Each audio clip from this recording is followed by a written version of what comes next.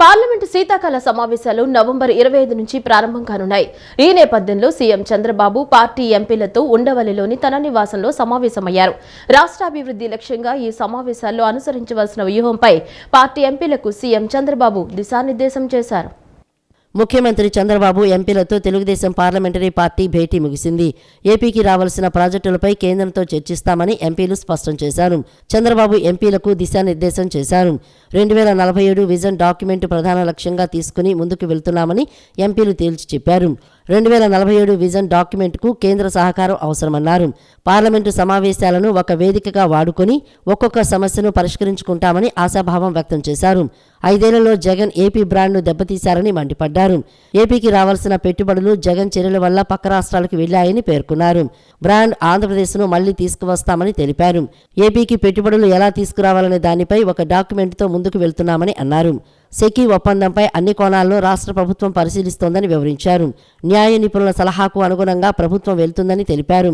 రాష్ట్ర ప్రభుత్వ పరిధిలో విచారణ చేపట్టవచ్చా అనే కోణాన్ని సీఎం పరిశీలిస్తున్నారని నేతలు వెల్లడించారు. ఏపీ ఎంత అప్పుల ఊబిలో ఉంది అనేది గత సమావేశాల్లో పార్లమెంటు దృష్టికి తీసుకువెళ్లామని పలువురు నేతలు స్పష్టం చేశారు. ఏపీకి ముఖ్యమైన ప్రాజెక్టు పోలవరమని, పోలవరానికి నిధులు తీసుకువచ్చి ముందుకు తీసుకువెళ్తున్నామని తెలిపారు. అమరావతిని ముందుకు తీసుకువెళ్తామని తేల్చి చెప్పారు. కూటమికి ఉన్న 21 మంది ఎంపీలు పార్లమెంటు సమావేశాల్లో సమయానుకూలంగా స్పందిస్తామని అన్నారు. ప్రాజెక్ట్స్ ఉన్నాయో, ఇండస్ట్రీస్కి సంబంధించినటువంటి ప్రాజెక్ట్స్ ఏవైతే ఉన్నాయో, కేంద్రంతో అనుసంధానం చేసుకున్నటువంటి ప్రతి ఒక్క ప్రాజెక్టుని కూడా శరవేగంగా దాని తాలూకు అప్రూవల్స్ కానీ పర్మిషన్స్ కానీ పూర్తి చేసుకొని గ్రౌండింగ్ స్టేజ్లోకి మూవ్ చేయాలనే ఆలోచనతో చంద్రబాబు నాయుడు గారు మాకు దిశా నిర్దేశం చేయడం జరిగింది. మరి ఈరోజు మీరు అసెంబ్లీలో కూడా చూసిన తర్వాత మొట్టమొదటిసారి విజన్ 2047 స్వర్ణాంధ్రప్రదేశ్ 2047 కూడా చంద్రబాబు నాయుడు గారి స్వయంగా రాష్ట్ర ప్రజలు అందరికీ కూడా ఈ రాష్ట్రం ఎటు వెళ్ళబోతుందనే ఆలోచనతో ఈరోజు ఆ విజన్ డాక్యుమెంట్ను కూడా రిలీజ్ చేయడం జరిగింది. ఆ విజన్ డాక్యుమెంట్లో చాలా వరకు కొన్ని ఇష్యూస్ ఏవైతే ఉన్నాయో అవి కేంద్రం తాలూకు అనుసంధానం కూడా చేసుకొని ముందుకు నడవాలి. కేంద్రం తాలూకా బడ్జెట్ కేటాయింపులు కానీ, కేంద్రం తాలూకా వికసిత్ భారత్ 2047 తాలూకా డైరెక్షన్ ఏదైతే ఉందో ఈ రెండింటిని కూడా అనుసంధానం చేసుకోగలిగితే మన రాష్ట్రంలో ముఖ్యంగా ఇక్కడ ఒక పెద్ద హామీ ఎన్నికల ముందు కూడా ఇవ్వడం జరిగింది. 20 లక్షల ఉద్యోగాలు మన ఇక్కడ ఉన్నటువంటి ఆంధ్రప్రదేశ్ రిలీజ్ చేయడం జరిగింది. వికసిత్ ఆంధ్ర పైన 2047 పైన విజన్ డాక్యుమెంట్ రిలీజ్ చేయడం జరిగింది. అలాగే ఇండస్ట్రీకి సంబంధించి 6 ఇండస్ట్రియల్ పాలసీలు కూడా రిలీజ్ చేయడం జరిగింది.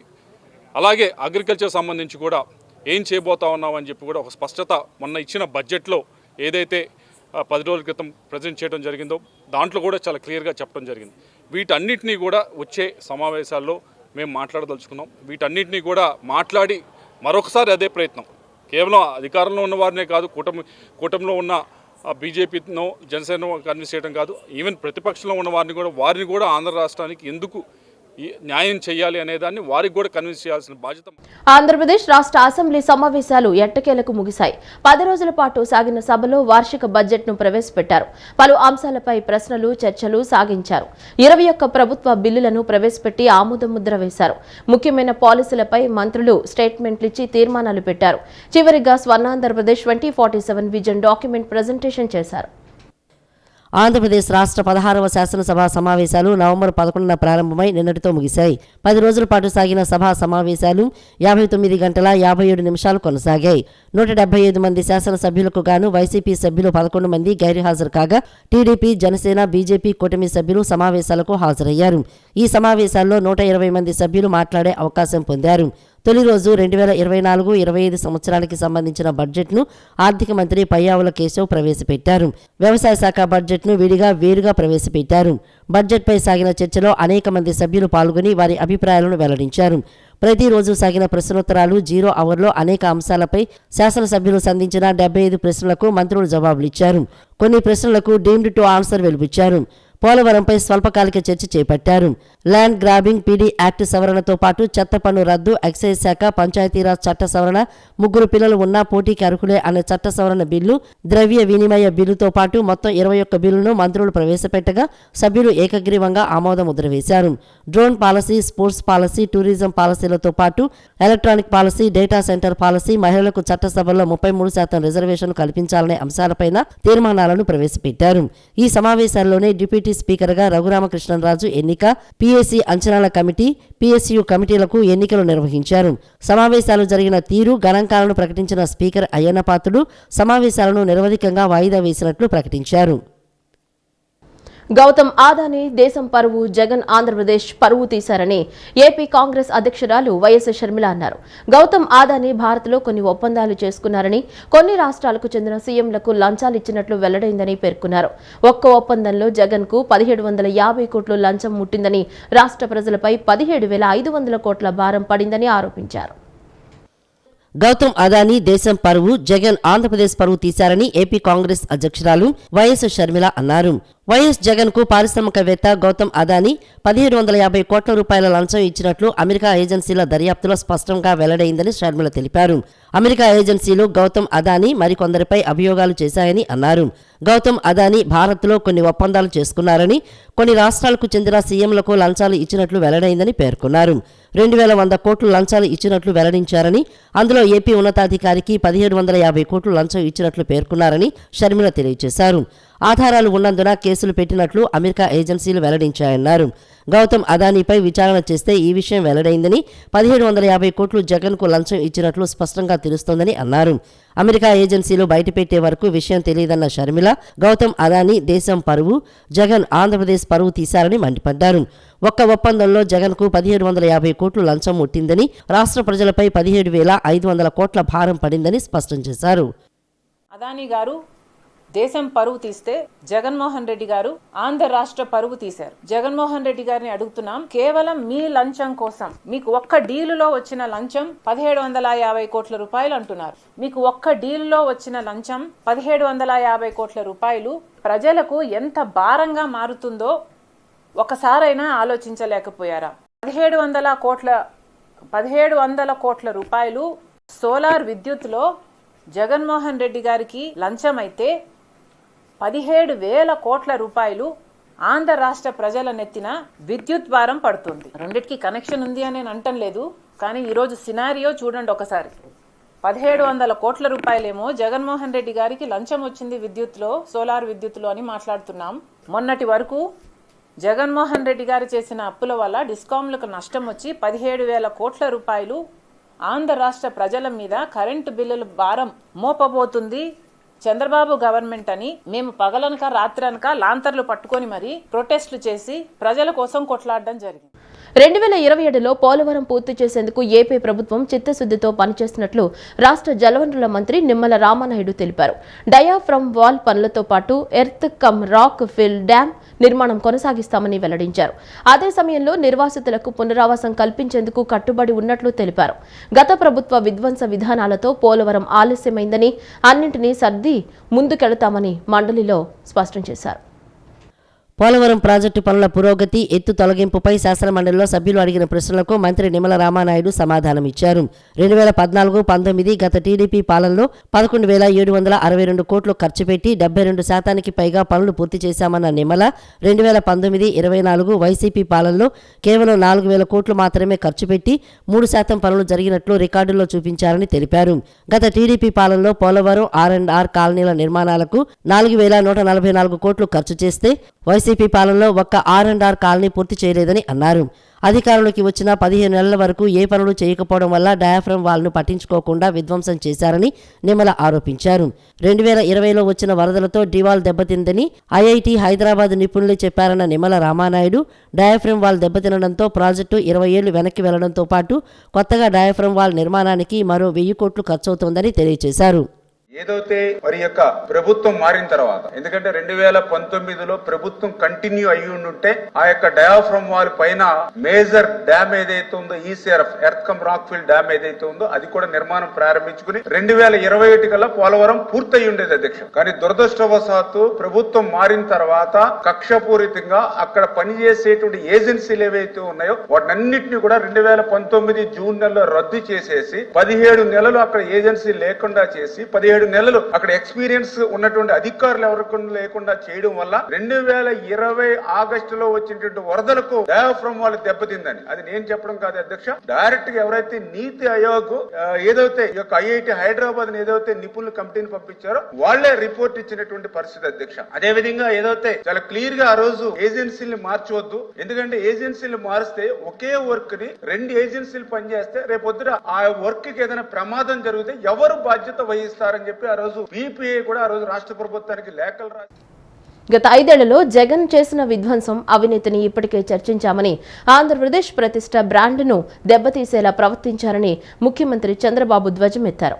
ఈ అంశాన్ని ప్రస్తావించడానికి కూడా ఇబ్బందికరమైన పరిస్థితి కల్పించారని దుయ్యబట్టారు. అమెరికా కోర్టులో వేసిన ఛార్జిషీటు కూడా తన దగ్గర ఉందన్న సీఎం అధ్యయనం చేసి ఎలాంటి చర్యలు చేపట్టాలో నిర్ణయం తీసుకుంటామని వెల్లడించారు. ఏపీలో భారీ సౌర విద్యుత్ ప్రాజెక్టులు కట్టబెట్టేందుకు అదానీ సంస్థల నుంచి నాటి సీఎం జగన్మోహన్ రెడ్డి 1750 కోట్లు ముడుపులు పుచ్చుకున్నారన్న వార్తలు ఇటు రాష్ట్రంలోనే కాకుండా అటు దేశవ్యాప్తంగా పెను ప్రకంపనలు సృష్టిస్తున్నాయి. వ్యాపారవేత్త గౌతమ్ అదానీపై అమెరికా న్యూయార్క్లో అవినీతి కేసు నమోదు కావడం, ఈ కుంభకోణంలో జగన్ సర్కారు పేరు ప్రముఖంగా వినిపిస్తూ ఉండటంతో ఏపీలో రాజకీయ దుమారం చెలరేగుతోంది. అసెంబ్లీ సమావేశాల చివరి రోజు ఇదే అంశంపై శాసనసభలో చర్చ జరిగింది. దీనిపై సీఎం చంద్రబాబు మాట్లాడుతూ గత 5 ఏళ్లలో జగన్ చేసిన విధ్వంసం, అవినీతిని ఇప్పటికే చర్చించామని, ఆంధ్రప్రదేశ్ ప్రతిష్ట బ్రాండ్ను దెబ్బతీసేలా ప్రవర్తించారని మండిపడ్డారు.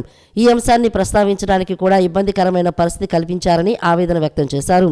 అమెరికా కోర్టులో వేసిన ఛార్జిషీటు కూడా పబ్లిక్ డొమైన్లో ఉందన్న సీఎం అధ్యయనం చేసి ఎలాంటి చర్యలు చేపట్టాలో నిర్ణయం తీసుకుంటామని తెలిపారు. ఈరోజు వచ్చిన విషయం, ఆంధ్రప్రదేశ్ ప్రతిష్ట బ్రాండ్ కూడా దెబ్బతినే విధంగా ప్రవర్తించారు. ఇది చాలా బాధేస్తుంది. ఇంటేనే చాలా బాధాకరంగా మనం ఏ విధంగా చెప్పుకోగలుగుతాం అనే పరిస్థితి వస్తుంది. ఇంకా వాస్తవాలను రావాల్సిన అవసరం ఉంది. ప్రభుత్వం కూడా ఆలోచిస్తున్నాం. వాస్తవాలన్నీ వచ్చిన తర్వాత ఎప్పటికప్పుడు అవన్నీ కూడా అధ్యయనం చేసుకుని ఏం చేయాలో చేస్తూనే మళ్ళా మీకు ఇన్ఫార్మ్ చేస్తాం. ఏ ప్రభుత్వం అయినా ప్రజలకు జవాబుదారీతనంగా ఉండాలి. ఎవరు తప్పు చేసినా వాళ్ళ మీద యాక్షన్ తీసుకునే పరిస్థితి ఉంటేనే ఇంకొకరు ఇలాంటి తప్పులు చేయకుండా భయపడే పరిస్థితి వస్తుంది. ఏదేమైనా ఈరోజు నా దగ్గర ఏదైతే మీమారి కానీ అక్కడ వేసినటువంటి ఛార్జ్ షీట్ రిపోర్ట్ కానీ అన్నీ ఉన్నాయి. అది పబ్లిక్ డొమైన్లో ఉంది. దాని తర్వాత ఏమేమి ఉన్నాయో అన్ని కూడా అధ్యయనం చేస్తాం. అధ్యయనం చేసి ఏం చేయాలనో మళ్ళీ మీ అందరి దగ్గరికి ఏం చేయాలో చేస్తూనే మీకు ఎప్పటికప్పుడు సమాచారం ఇస్తామని చెప్పి తెలియజేసుకుంటూ ఈరోజు రెగ్యులర్ బిజినెస్ పోదామని చెప్పి విజ్ఞప్తి చేస్తున్నాను. దేశం ఆర్థికంగా వెనుకబడిన బలహీన వర్గాల సంక్షేమంపై శాసనమండలి ప్రశ్నోత్తరాల్లో గందరగోళం తలెత్తింది. వైసీపీ ఎమ్మెల్సీల ప్రశ్నలకు సమాధానమిచ్చిన బీసీ సంక్షేమ శాఖ మంత్రి సవిత గత ప్రభుత్వంలో బలహీన వర్గాలకు జరిగిన అన్యాయాన్ని వివరించారు. మంత్రి సమాధానాన్ని నిరసిస్తూ వైసీపీ సభ్యులు కేకలు వేస్తూ ఆందోళనకు దిగారు. ప్రతిగా టీడీపీ సభ్యులు సైతం నిరసనకు దిగారు. దీంతో సభలో గందరగోళ పరిస్థితి నెలకొంది. మంత్రి సవిత శాసనమండలిలో చేసిన వ్యాఖ్యలు దుమారం రేపాయి. గత ప్రభుత్వ హయాంలో బటన్ నొక్కడం వల్లనే జనం సోమరిపోతులా మారిపోయారని అన్నారు. గంజాయికి మద్యానికి అలవాటు పడ్డారని సవిత అన్నారు. అందువల్ల శాంతి భద్రతలు రాష్ట్రంలో గత ప్రభుత్వంలో క్షీణించాయని తెలిపారు. దీంతో వైసీపీ సభ్యులు తీవ్ర అభ్యంతరం తెలిపారు. మంత్రి సవిత వ్యాఖ్యలను వెనక్కు తీసుకోవాలని వైసీపీ సభ్యులు డిమాండ్ చేశారు. ప్రజలను కించపరిచే విధంగా మాట్లాడిన వ్యాఖ్యలను రికార్డుల నుంచి తొలగించాలని డిమాండ్ చేశారు. అయితే మరో మంత్రి బాల వీరాంజనేయ స్వామి మాట్లాడుతూ మంత్రి సవిత వ్యాఖ్యల్లో తప్పేమీ లేదని సమర్థించడంతో వైసీపీ సభ్యులు పోడియం వైపు దూసుకువచ్చారు. దీంతో సభను చైర్మన్ కొద్దిసేపు వాయిదా వేశారు. గ్రూప్స్ లేకపోవడం వల్ల, స్వయం ఉపాధి లేకపోవడం వల్ల అందరూ ఎలా తయారయ్యారంటే వీళ్ళు బటన్ నొక్కే విధానాన్ని చూసి గంజాయికి అధ్యక్ష, మందుకి, గంజాయికి పని లేదు అధ్యక్ష, పని లేదు అధ్యక్ష, పని లేక మంత్రి గారు ఆర్డర్లో పెట్టండి అధ్యక్ష. అధ్యక్ష మీరు అధ్యక్ష 2014-19 వరకు ఈ పథకాలు ఏమీ కొనసాగించలేదు అధ్యక్ష. చెప్తున్నాను వినండి సార్. అధ్యక్ష వీళ్ళు నిజాలు మాట్లాడితే నేను నీతో మాట్లాడుతున్నాను అధ్యక్ష. నిజాలు మాట్లాడితే వీళ్ళకి ఎందుకు అధ్యక్ష భయము? ఎందుకు అధ్యక్ష వీళ్ళకి భయము? మేము మాట్లాడడానికి సిద్ధంగా ఉన్నాం, మేము చర్చించడానికి సిద్ధంగా ఉన్నాం. మేమేమో తప్పు మాట్లాడంటే చెప్పండి. ఎందుకు అధ్యక్ష ఇలా మాట్లాడుతున్నారు? కుంభకోణాల ఆదానిని వెంటనే అరెస్టు చేయాలని సిపిఎం నాయకులు సిహెచ్ బాబురావు డిమాండ్ చేశారు. ఆదాని అవినీతికి మోడీ ప్రభుత్వ ఒత్తిళ్లకు లొంగి ఒప్పందాలు చేసుకున్న వైసీపీ ప్రభుత్వంపై విచారణ చేసి న్యాయ విచారణ జరిపి శిక్షించాలన్నారు. స్మార్ట్ మీటర్లను తక్షణమే ఆపాలని తెలుగుదేశం కూటమి ప్రభుత్వం ఆదాని ఒప్పందాలను రద్దు చేసి చిత్తశుద్ధిని రుజువు చేసుకోవాలన్నారు. అదానీ కుంభకోణం బట్టబయలైంది. 1750 కోట్ల రూపాయలు వైసీపీ జగన్ ప్రభుత్వానికి ముడుపులిచ్చి 70 లక్షల యూనిట్ల కరెంటు సంవత్సరానికి తయారు చేసి 25 ఏళ్ల పాటు రాష్ట్రానికి సప్లై చేసే సోలార్ విద్యుత్ ఒప్పందాన్ని అడ్డగోలుగా చేసుకున్నారు. ఇది మోడీ మద్దతుతో బీజేపీ అండతో అదానీ చెలరేగిపోతా ఉన్నాడు. దేశాన్ని కొల్లగొట్టారు. ఒక వైపున విమానాశ్రయాలు, ఇంకో వైపున నౌకాశ్రయాలు, పోర్టులు, అలాగే విద్యుత్తు, మొత్తం సహజ సంపదని, దేశ సంపదని మోడీ అదానీకి కట్టబెట్టేశారు. ఆ మోడీకి లొంగిపోయి జగన్మోహన్ రెడ్డి ప్రభుత్వం ఈ అదానీతో ఒప్పందాలు చేసుకున్నారు. ఆ రోజు నుండి సిపిఎం ఇది అడ్డగోలు ఒప్పందాలు ప్రమాదమని హెచ్చరిస్తానే ఉన్నాం. ₹2 దొరికే విద్యుత్తుని 2.50 పైసలు పెట్టి కొనుగోలు చేయటమే కాదు, రాజస్థాన్ నుండి ఇక్కడ దిగుమతి చేసుకుంటే ఈ 25 ఏళ్లలో ₹1,00,000 కోట్ల నష్టం జరిగి జనం మీద సూత్రధారి ముద్దాయిలుగా ఉన్నటువంటి గౌతమ్ అదానీ టీముని తక్షణం అరెస్ట్ చేయించాలి. అమెరికాలో మన పరువుని బజారును పెట్టినటువంటి ఈ అదానీని మోడీ కఠినంగా శిక్షించాలి. లేదా మోడీ కూడా ఇందుట్లో వాటా ఉందని చెప్పనేటువంటిది అనుమానం కలిగేటువంటి అవకాశాలు ఉన్నాయి. కాబట్టి సమర్థించినటువంటి వాళ్ళందరూ, అదానీని సమర్థించినటువంటి వాళ్ళందరూ అన్ని పార్టీల్లోనూ కూడా దోషులే, పాత్రదారులే అని చెప్పనేటువంటిది ఈ సందర్భంగా తెలియజేస్తూ ఈ అదానీని అరెస్ట్ చేయాలి.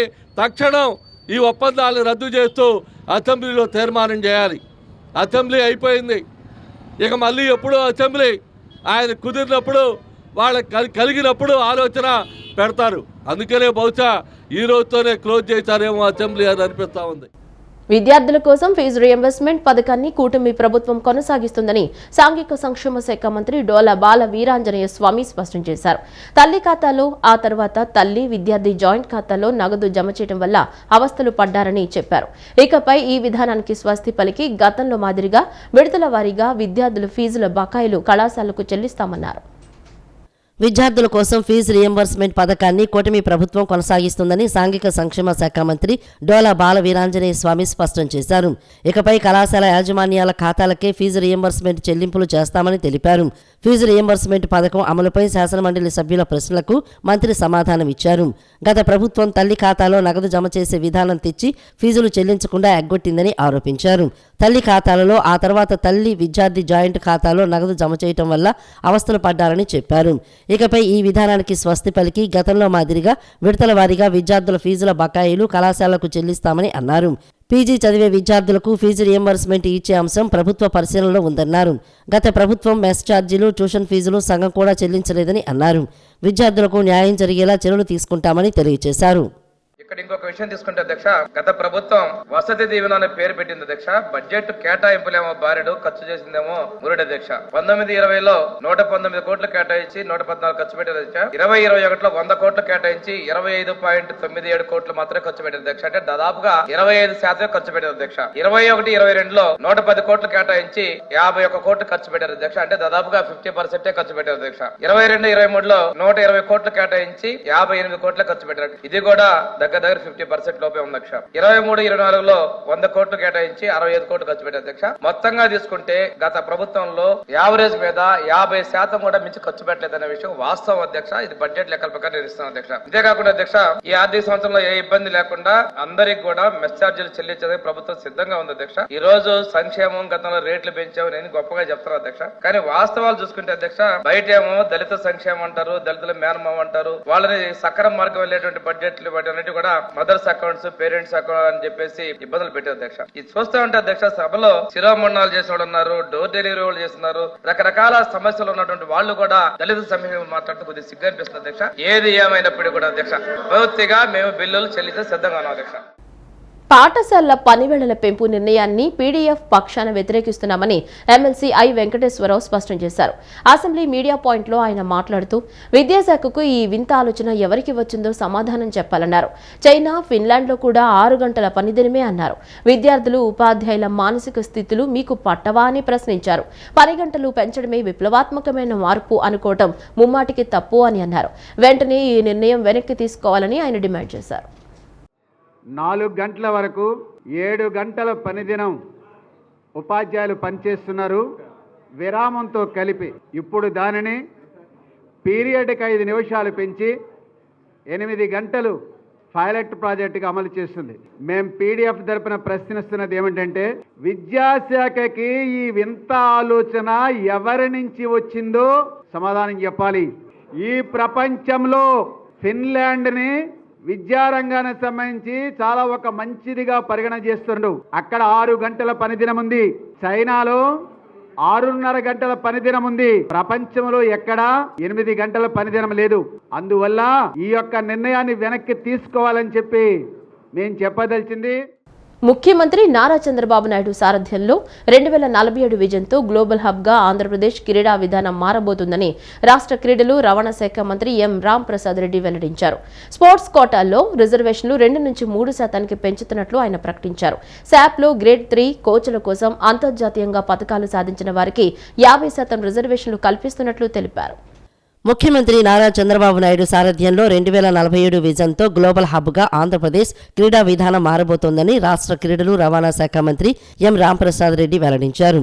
నిన్న అసెంబ్లీలో మంత్రి రాంప్రసాద్ రెడ్డి మాట్లాడుతూ స్పోర్ట్స్ కోటాలో రిజర్వేషన్లను 2 నుంచి 3% పెంచుతున్నట్లు ఆయన ప్రకటించారు. అలాగే ఒలింపిక్స్, ఆసియా క్రీడల్లో పథకాలు సాధించిన వారికి ఉద్యోగ అవకాశాలు కల్పిస్తామని అసెంబ్లీ వేదికగా హామీ ఇచ్చారు. శాప్లో గ్రేడ్ 3 కోచ్ల కోసం అంతర్జాతీయంగా పథకాలు సాధించిన వారికి 50% రిజర్వేషన్లు కల్పిస్తున్నట్లు తెలిపారు. పారా స్పోర్ట్స్తో పాటు చెవిటి, అందులకు క్రీడలను సైతం ప్రోత్సహిస్తున్నామని చెప్పారు. వీరికి యాప్ ద్వారా డిజిటల్ సర్టిఫికెట్లు జారీ చేస్తామన్నారు. అలాగే ఇకపై క్రీడా దినోత్సవం సందర్భంగా క్రీడాకారులకు స్వర్ణాంధ్ర క్రీడా బిరుదులు ప్రదానం చేస్తామని తెలిపారు. అదేవిధంగా గ్రామ స్థాయి నుంచి జిల్లా స్థాయి వరకు క్రీడా మైదానాలు ఏర్పాటు చేస్తామన్నారు. రాష్ట్రంలో స్పోర్ట్స్ టూరిజాన్ని సైతం అభివృద్ధి చేస్తామని స్పష్టం చేశారు. ఆంధ్రప్రదేశ్ వేదికగా జాతీయ, అంతర్జాతీయ క్రీడా పోటీలను పెద్ద ఎత్తున నిర్వహించడానికి సన్నాహాలు చేస్తున్నట్లు వివరించారు. పీపీపీ భాగస్వామ్యంతో క్రీడా రంగానికి మౌలిక సదుపాయాల కల్పన చేస్తున్నట్లు ఆయన తెలిపారు. విద్యాశాఖ మంత్రి నారా లోకేష్ సారథ్యంలో రాష్ట్రంలోని 85 లక్షల మంది విద్యార్థులకు విద్యతో పాటు క్రీడలు అందుబాటులో ఉండే విధంగా ప్రణాళికబద్ధంగా ముందుకు సాగుతామని మంత్రి రాంప్రసాద్ రెడ్డి వెల్లడించారు. మిషన్ 2029 నాటికి దేశంలోనే ఆంధ్ర రాష్ట్రాన్ని క్రీడా రాజధానిగా తయారు చేసే దిశగా 2047 విజన్తో ప్రపంచంలోనే అత్యాధునిక వరల్డ్ క్లాస్ క్రీడా వసతులతో కూడిన క్రీడా ప్రాంగణాలను నిర్మించి అంతర్జాతీయ పోటీలకు గ్లోబల్ హబ్గా తీర్చిదిద్దే విధంగా నూతనమైన క్రీడా పాలసీని రూపొందించడం జరిగింది అధ్యక్ష. అలాగే నాడు ఐటీ రంగాన్ని వేసిన పునాదులు నేడు మనందరి ముందర కనపడుతున్నాయి అధ్యక్ష. చంద్రబాబు నాయుడు గారు ఏ రంగాన్ని ఎంచుకున్నా అది భవిష్యత్ నిర్మాణానికి పునాదులుగా వేసే విధంగా ఉంటుంది అధ్యక్ష. రాష్ట్రంలో ప్రవేశపెట్టిన నూతన క్రీడా విధానంలో స్పోర్ట్స్ ఫార్ ఆల్ అనే నినాదంతో ముందుకెళ్తున్నాం అధ్యక్ష. చంద్రబాబు నాయుడు గారు విజన్ కలిగిన నాయకుడు, దూరదృష్టితో ఉజ్వలమైన భవిష్యత్ నిర్మాణానికి అన్ని వైపుల నుండి వారధిగా నిర్మిస్తున్నారు అధ్యక్ష. ఈ పాలసీలో ముఖ్య ఉద్దేశాలు, విధానాల పరంగా స్పోర్ట్స్ ఫార్ ఆల్ అంటే అందరి కోసం క్రీడలు ప్రోత్సహించే విధంగా ప్రతి ఒక్కరూ ఆడేలా తీర్చిదిద్దడం జరిగింది. వైఎస్ఆర్సీపీ ప్రభుత్వ హయాంలో జరిగిన ఒప్పందాలన్నిటికీ మాజీ సీఎం జగన్మోహన్ రెడ్డి ఎన్ని వేల కోట్ల లంచం తీసుకున్నారని సర్వేపల్లి ఎమ్మెల్యే సోమిరెడ్డి చంద్రమోహన్ రెడ్డి ప్రశ్నించారు. జగన్ అవినీతిలో గ్లోబల్ స్టార్ అని ఆయన వ్యాఖ్యానించారు. ఆయన అవినీతి అంతర్జాతీయ స్థాయికి చేరిందని మండిపడ్డారు. సిబిఐ నుంచి ఫెడరల్ బ్యూరో ఆఫ్ ఇన్వెస్టిగేషన్ స్థాయికి ఎదిగిన జగనన్నకు అభినందనలు అంటూ ఎద్దేవా చేశారు. సిబిఐ నుంచి ఎఫ్బిఐకి పోయినాడు. సెంట్రల్ బ్యూరో ఆఫ్ ఇన్వెస్టిగేషన్ ఇండియాలో ఉండే నేర పరిశోధన సంస్థ స్థాయి నుంచి ఫెడరల్ బ్యూరో ఆఫ్ ఇన్వెస్టిగేషన్ స్థాయికి పోయినాడు. అంటే ఆంధ్రప్రదేశ్ ప్రతిష్ట వైఎస్ జగన్మోహన్ రెడ్డి కారణంగా దిగజారిపోయే పరిస్థితి వచ్చింది. ఆంధ్రాలో ఇప్పటికే ఆయన మీద CBI, ED more than 20 cases ఉంటే, వాళ్ళ నాయన ముఖ్యమంత్రిగా ఉంటేనే 1000 కోట్లు 43,000 కోట్లు ఫైల్ చేసింది సిబిఐ అండ్ ఈడీ. ఇంకా ఈయన ముఖ్యమంత్రి అయితే ఎట్టుంటుందని చెప్పి అందరూ ఊహించారు. ఈరోజు ఒక ఇంటర్నేషనల్ అంతర్జాతీయ నేర పరిశోధన సంస్థ డైరెక్ట్గా జగన్మోహన్ రెడ్డి 1,05,000 కోట్ల పెట్టుబడికి 1,750 కోట్లు తీసుకున్నాడు. అంటే ఇక్కడ ఇన్వెస్ట్ చేస్తే 1.75% పెట్టుబడి పెడితే 1.75% ఆయన డైరెక్ట్గా ఆయనకి ఇవ్వాలా. 1,750 కోట్లు, 10 లక్షలు అయితే 17,500 కోట్లు. అంటే నేనేమంటానంటే ఈ రాష్ట్రంలో తమరు చేసిన ఒప్పందాలకి 1.75% లెక్కన ఎన్ని కోట్లు తీసుకున్నావు? హస్తకళలు, కళాకారులకు పూర్వ వైభవం తీసుకొచ్చేందుకు కూటమి ప్రభుత్వం విశేష కృషి చేస్తోందని, త్వరలో విదేశాల్లోనూ ఎగ్జిబిషన్ల ఏర్పాటుకు చర్యలు తీసుకుంటున్నట్లు రాష్ట్ర చేనేత, బీసీ సంక్షేమ శాఖ మంత్రి ఎస్ సవిత వెల్లడించారు. హస్తకళలను, చేనేతను ప్రోత్సహించాల్సిన అవసరం ప్రతి ఒక్కరిపైనా ఉందన్నారు. చెయ్యి కలిపి స్వర్ణాంధ్ర 2047 సాధనకు కలిసికట్టుగా కృషి చేద్దామని పిలుపునిచ్చారు. పడమటలోని మేరీ స్టెల్లా ఇండోర్ స్టేడియంలో తూర్పు నియోజకవర్గ ఎమ్మెల్యే గద్దె రామ్మోహన్, ఏపీ హస్తకళల అభివృద్ధి కార్పొరేషన్ లిమిటెడ్ వీసీ ఎండి ఎం విశ్వ, ఆర్డీఓ చైతన్యులతో కలిసి లేపాక్షి గాంధీ శిల్ప బజార్ను రాష్ట్ర చేనేత, బీసీ సంక్షేమ శాఖ మంత్రి సవిత ప్రారంభించారు. శుక్రవారం నుంచి డిసెంబర్ 1వ తేదీ వరకు హస్తకళాభిమానులను అలరించేందుకు దాదాపు 100 స్టాళ్లతో గాంధీ శిల్ప బజార్ ఎగ్జిబిషన్ ఏర్పాటు చేసినట్లు తెలిపారు. దేశంలోని వివిధ రాష్ట్రాలకు చెందిన హస్తకళాకారులు కళా నైపుణ్యంతో తయారు చేసిన వస్తువులను ప్రదర్శన, అమ్మకానికి అందుబాటులో ఉంచిన చేనేత ఉత్పత్తులను మంత్రి సవిత ప్రజాప్రతినిధులు, అధికారులతో కలిసి తిలకించారు. Embroidery, grass leaf, imitation jewellery, carpets, leather articles, hand block printing, tie and dye చీరలు, వుడ్ కార్వింగ్, లేస్ బ్యాగులు, డ్రెస్ మెటీరియల్స్, కొండపల్లి బొమ్మలు తదితరాలతో ఏర్పాటు చేసిన స్టాళ్ల ఏర్పాటుదారులతో ముచ్చటించారు. అనంతరం మంత్రి సవిత మీడియాతో మాట్లాడుతూ, గౌరవ ముఖ్యమంత్రి చంద్రబాబు దిశానిర్దేశం మేరకు మన సంస్కృతి, సంప్రదాయాల పరిరక్షణకు ఎన్డీఏ ప్రభుత్వం విశేష కృషి చేస్తోందని అన్నారు. మరుగున పడిన కళలకు జీవం పోస్తోందని పేర్కొన్నారు. హస్తకళలను, చేనేతను ప్రోత్సహించాల్సిన అవసరం ప్రతి ఒక్కరిపైనా ఉందన్నారు. చెయ్యి కలిపి స్వర్ణాంధ్ర 2047 సాధనకు కలిసికట్టుగా కృషి చేద్దామని మంత్రి సవిత పిలుపునిచ్చారు. కళాకారులు ఈరోజు ఎగ్జిబిషన్ ఏర్పాటు చేశాం. గాంధీ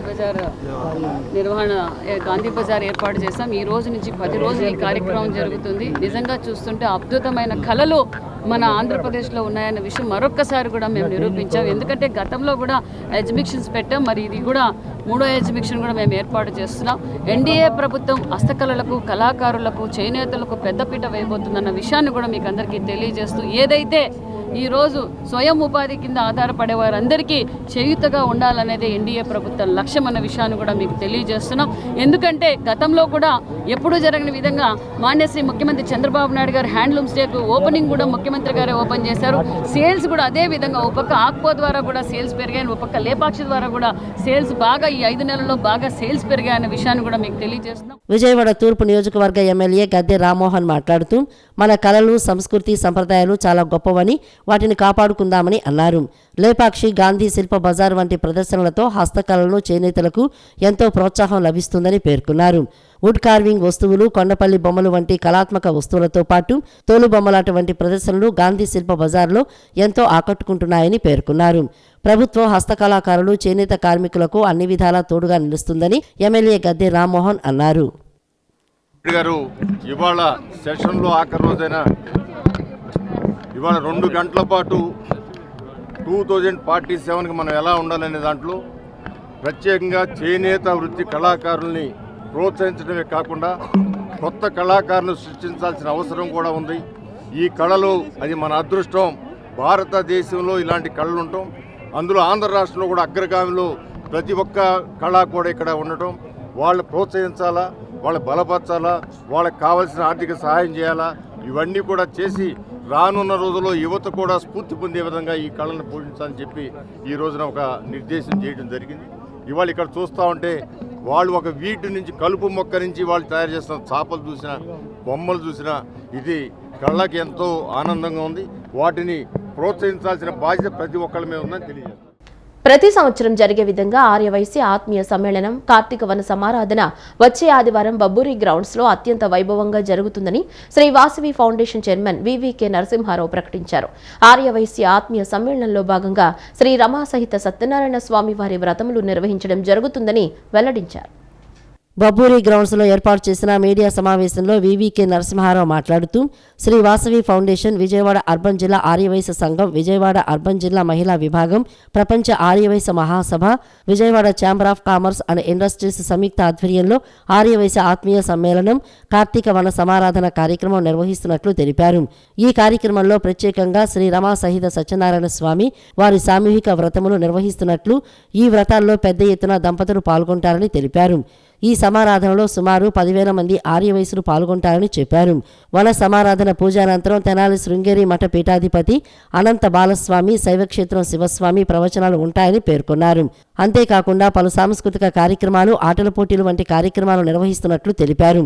ఆర్యవైశ్య ఆత్మీయ సమ్మేళనం కార్తీక వన సమారాధన అత్యంత వైభవంగా 24వ తారీఖు ఆదివారం నాడు శ్రీ వాసవి ఫౌండేషన్, ప్రపంచ ఆర్యవైశ్య మహాసభ, విజయవాడ అర్బన్ జిల్లా ఆర్యవైశ్య సంఘం, ఆర్యవైశ్య మహిళా విభాగం, chamber of commerce and industry, Vasavi clubs అందరూ సంయుక్త ఆధ్వర్యంలో అత్యంత వైభవంగా చాలా అద్భుతంగా చేస్తున్నాము.